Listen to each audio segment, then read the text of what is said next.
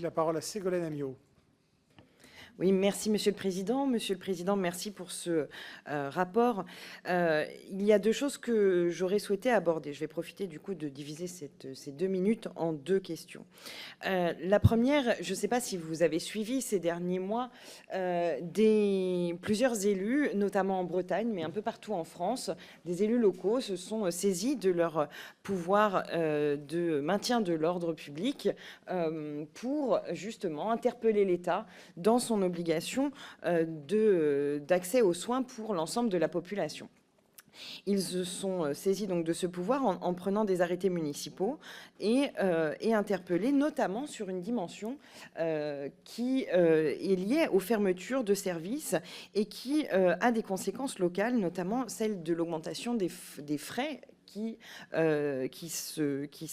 s'accroissent concernant les SMUR et les SDIS. C'est-à-dire que quand, effectivement, les services ambulanciers sont censés non plus faire 50 km pour trouver un service d'urgence qui accueille, mais parfois 200, 300, 400 km, est-ce que justement ce genre de conséquences ont été aperçu au cours de votre enquête pour pouvoir produire ce rapport et est-ce que vous avez pu évaluer effectivement les conséquences des différentes fermetures de services ou d'établissements sur l'écosystème qui entoure l'arrivée aux urgences? Ça, c'était ma première question.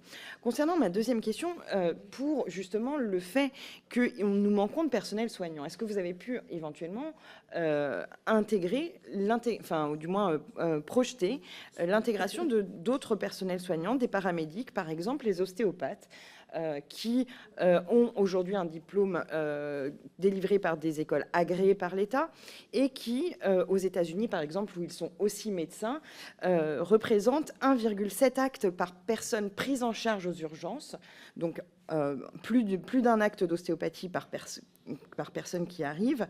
Et il y a une étude d'il y a une dizaine d'années qui prévoyait la possibilité de prendre en charge jusqu'à 15 à 25% des patients.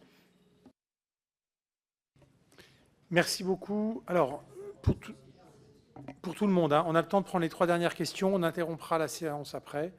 Monsieur le Président, comme ça, vous aurez le temps de bien préparer vos réponses et on reviendra pour les réponses. Voilà. Madame Cornelou.